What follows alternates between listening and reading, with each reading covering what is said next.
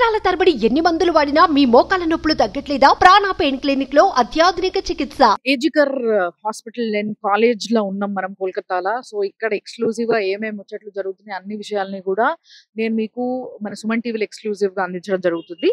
So ఇక్కడ ఏంది అని అంటే బేసిక్ గా ఈ కాలేజ్ చూడడానికి చాలా పెద్ద ఉంది. నిన్న నేను మాట్లాడుతూ బయట నుంచి చూసినప్పుడు గాంధీ హాస్పిటల్ లాంటి ఒక కాలేజ్ అని చెప్పేసి చెప్పడం జరిగింది. కానీ నిజానికి చెప్పాలంటే దానికన్నా చాలా పెద్దది ఇది. ఎందుకంటే ఈ రోజు మొత్తం లోపలంతా ఎక్స్ప్లోర్ చేసినప్పుడు నాకు అనిపించింది ఏంది అని అంటే ఒక ఇన్ఫర్మేషన్ తీసుకుందాం అని చెప్పేసి. సో కొందరి దగ్గర నుంచి ఇన్ఫర్మేషన్ తీసుకుంటే నాకు తెలిసింది ఏంది అని అంటే దగ్గర 15 నుంచి 18 వరకు బ్లాక్స్ ఉన్నాయి.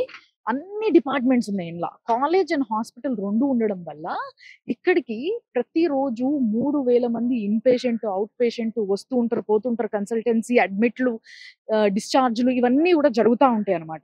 సో ఇంతమంది రెగ్యులర్ గా తిరిగి ఒక కాలేజ్ ఇది, కాలేజ్ అండ్ హాస్పిటల్ ఇది. అండ్ ఇలాంటి ఒక హాస్పిటల్లో అభయ పని చేస్తుండే. అయితే దీంట్లో ఏంది అని అంటే చాలా పాత బిల్డింగ్స్ ఇవన్నీ కూడా చాలా అంటే దాదాపుగా 100 సంవత్సరాలు దాటిపోయింది ఈ కాలేజ్ కి, ఈ హాస్పిటల్ కి. సో 100 సంవత్సరాలకు పైగా చరిత్ర కలిగిన ఈ యొక్క హాస్పిటల్ ఏదైతే ఉందో చాలా పాత ఉంది. నా వెనకాల మీరు చూస్తే ప్రతి బిల్డింగ్ కూడా ఇందులో admission blocks, principal block, colleges లో కూడా nursing, MBBS, physiotherapy, lab technicians అన్ని ప్రతి ఒక్క కోర్సు, బీడిఎస్ ఇవన్నీ కూడా ఇందులో ఉన్నాయి అనమాట. వీటన్నిటితో పాటు మళ్ళీ హాస్పిటల్కి వచ్చేసరికి gynaec department, cardio department, gastroenterology, తర్వాత ఫిజియోథెరపీకి, బీడిఎస్కి అన్ని ప్రతి దానికి కూడా సపరేట్ బ్లాక్స్ ఉన్నాయి. సో ఈ విధంగా ప్రతిరోజు రాను పోను జనాలు తిరిగేది ఆల్మోస్ట్ ఒక 4000 వరకు జనాలు లోపలికి బయటికి రెగ్యులర్ గా తిరుగుతూనే ఉంటారు అనమాట, కంటిన్యూస్ గా.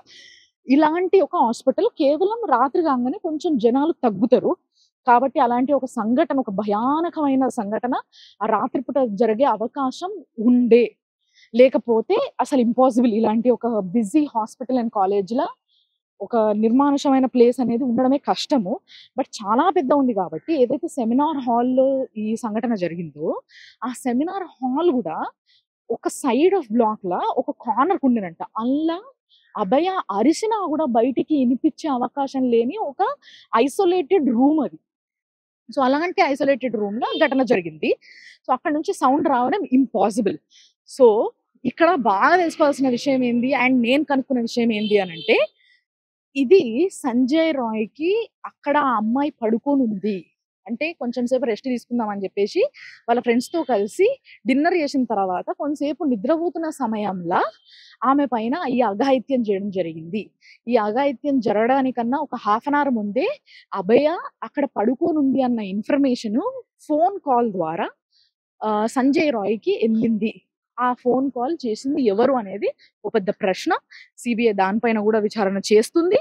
అండ్ ఇంకొకటి ఏంది అని అంటే ఈ కాలేజ్ లో దాదాపుగా స్టూడెంట్సే కొన్ని వేల మంది ఉన్నారు. సో వాళ్ళందరూ కూడా ప్రొటెస్ట్ చేస్తున్నారు, మాకు సేఫ్టీ లేకపోతే మేము ఇక్కడ డ్యూటీ చేయడానికి ఇష్టపడట్లేదు అని. బట్ ఫిర్బీ ఇంతమంది పేషెంట్స్ ని కాపాడుతున్న ఒక హాస్పిటల్ కాబట్టి ఇది ఇక్కడ ఏంది అని అంటే ఎవరైతే సీనియర్ డాక్టర్స్ ఉంటారో వాళ్ళందరూ కూడా వర్క్ చేయడం జరుగుతుంది. But duty doctors, trainee doctors, interns ఎవరైతే ఉంటారో వీళ్ళందరూ కూడా ప్రొటెస్ట్ లో కూర్చుంటున్నారు. ప్రస్తుతానికి ఇంకా పని చేస్తలేరు వాళ్ళు. సో వాళ్ళందరూ కూడా పని ఆపేసి ప్రొటెస్ట్ లోనే ఉంటున్నారు. సో వాళ్ళందరూ అడుగుతున్న డిమాండ్ ఏంది అని అంటే దీంట్లో ఎవరెవరు ఇన్వాల్వ్ ఉన్నారో వాళ్ళ పేర్లు బయటికి రావాలి, జస్టిస్ జరగాలి. సో ప్రతి ఒక్కరి పేరు బయటికి వచ్చి కరెక్ట్ జస్టిస్ అభయకి జరిగినప్పుడే మేము వర్క్ స్టార్ట్ చేస్తామని చెప్పేసి చెప్తున్నారు అనమాట. సో ఇది కాలేజ్ ఒక డీటెయిల్స్. ఒకసారి కాలేజ్ మీరు చూసిరండి.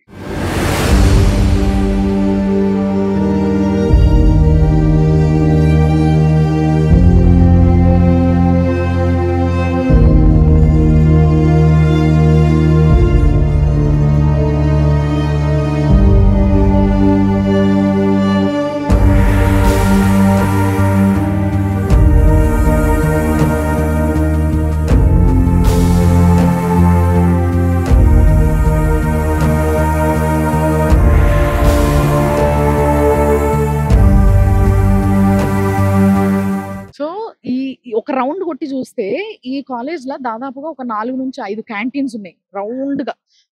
ఒక ఎవ్రీ హాఫ్ కిలోమీటర్ కి, ఎవ్రీ హాఫ్ కిలోమీటర్స్ లేకపోతే ఎవ్రీ 800 meters కి ఒక క్యాంటీన్ ఉంది ఇట్లా చిన్నగా. అండ్ నా వెనకాల చాలా మంది జనాలని చూస్తున్నారు కదా, ఎక్కడెక్కడి నుంచో ఊర్ల నుంచి వచ్చి ఇక్కడ ట్రీట్మెంట్ చేయించుకోవడం జరుగుతుంది. సో వాళ్ళందరికీ కూడా అకామిడేషన్ దొరకడం కష్టం. చాలా మంది పేదోళ్ళు ఉంటారు. సో బయట వాళ్ళు అకామిడేట్ చేసుకోలేరు హోటల్స్ లో. సో వాళ్ళందరూ కూడా ఇట్లా వెనకాల పడిగాపులు కాస్తున్నారు పేషెంట్స్ కోసము.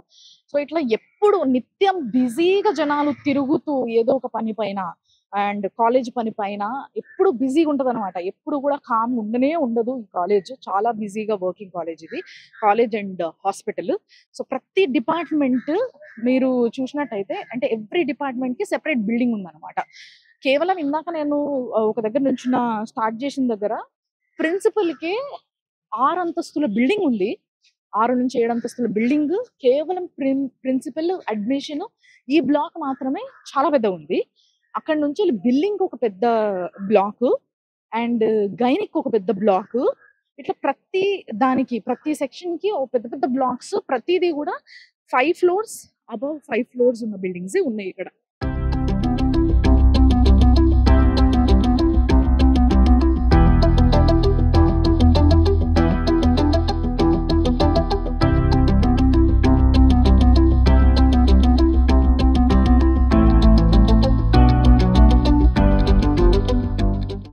నడుచుకుంటూ వస్తే ఇక్కడ మొత్తం ఈ హాస్పిటల్ అండ్ కాలేజ్ కి సంబంధించిన మ్యాప్ ఉంది.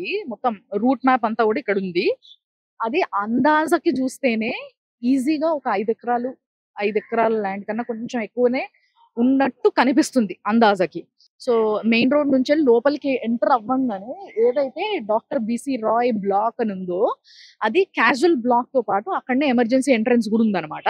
సో ఆ బిల్డింగ్ లోనే అంటే ఎంట్రన్స్ లోనే ఏదైతే ఎమర్జెన్సీ బ్లాక్ చాలా బిజీ ఉంటది, అలాంటి బ్లాక్ లోనే అఘాయిత్యం జరిగింది ఒక రాత్రి వేళ ఒక సెమినార్ హాల్లో. సో ఈ మ్యాప్ ఏదైతే ఉందో ఈ మ్యాప్ లా చూసినట్టయితే వాళ్ళు నంబర్స్ కోడ్ చేసి పెట్టారు. దాదాపుగా 32 బ్లాక్స్ ఉన్నాయి. అంటే ఒక్కొక్క బిల్డింగ్ లో 2 బ్లాక్స్ ఉన్నాయి. మొత్తం మీద 15 బిల్డింగ్స్ లో 32 బ్లాక్స్ సెగ్రిగేట్ చేయడం జరిగింది. ఏ డిపార్ట్మెంట్ ఆ డిపార్ట్మెంట్. ఇన్ని departments law you don't believe, ఇన్ని డిపార్ట్మెంట్స్ లా నిన్న నైట్ నేను చూసినప్పుడు పోలీసు వాళ్ళందరూ షిఫ్ట్లు మారుతున్నప్పుడు దాదాపుగా 250 మంది పోలీసులు ఇక్కడ బందోబస్తుగా వస్తున్నారు. ఎస్, మొత్తం అంతటా కూడా లోపలంతా ఉన్న వాళ్ళు ఎవరైతే బందోబస్తుకి వచ్చిన పోలీసులు ఉన్నారో, పోలీసులు, మిలిటరీ వాళ్ళు, డిజాస్టర్ మేనేజ్మెంట్ వాళ్ళు, వీళ్ళందరూ ఉంటారు కదా జనరల్ గా. సో ఈ గ్రూప్ అంతా కలిపి ఒక 250 మంది కేవలం ఈ చుట్టుపక్కల, ఇప్పుడు నేను నిలబడ్డ ఈ చుట్టుపక్కల ఈ 5 ఎకరాల విస్తీర్ణంలోనే ఉన్నారు. ఏషియాలోనే మొట్టమొదటి పెద్ద కాలేజ్ ఏజీకర్ మెడికల్ కాలేజ్ అండ్ హాస్పిటల్ ఇది. ఇంత పెద్ద కాలేజ్, ఇంత పురాతనమైన కాలేజ్, ఇంత హిస్టరీని గాంచిన కాలేజ్, ఇంతమంది పేషెంట్స్ కి ట్రీట్మెంట్ చేసి బతికించిన కాలేజ్ల పరిస్థితి, వ్యవస్థ ఎట్లా నడిపిస్తున్నారు, ఎట్లుంది అనే విషయం ఆలోచిస్తే ఒక ఆడపిల్లకి సేఫ్టీ లేని ఒక కాలేజ్ గా ఈరోజు పేరు పోయిన ఈ కాలేజ్ గురించి ఎవరైనా ఆడోళ్ళు ఆలోచిస్తే లోపలికి అడుగు పెట్టాలంటే ఎంత వణుకు పుడుతుండొచ్చు ఒకసారి ఆలోచించండి. ప్రశ్నించాల్సింది ఇదే. ఈ ప్రశ్నే చాలా గట్టిగా అందరు లేవనెత్తాలి. రేపటి రోజు భారతదేశంలో ఇలాంటి ఎటువంటి సంఘటనలు ఏ మూలకి కూడా జరగొద్దు అని అంటే ఎంతో బందోబస్తుగా మన గవర్నమెంట్లు పనిచేయాలి. దీని గురించి ద్రౌపది ముర్ము గారు ఈ రోజు ఒక లేఖని పంపడం జరిగింది మీడియాకి కానీ మొత్తం అందరికి కూడా. ఏమనంటే ఎనఫ్ ఇస్ ఎనఫ్ అని. అంటే ఇప్పుడు వరకు భరించింది చాలు, పడ్డం ఇట్స్ మోర్ దెన్ ఎనఫ్. ఇప్పటి నుంచి చట్టాలు టైట్ చేయాలి, ఇలాంటి అరాచకాలు జరగకుండా చూడాలి అని చెప్పి పంపినరు. మరి ఎంతవరకు ఇది కార్యాచరణలో పెడతారు, ఎలాంటి చట్టాలని తీసుకొస్తారు విమెన్ సేఫ్టీ కోసం అనేది మాత్రం ఇంకా వేచి చూడాల్సిన విషయంగానే ఉంది.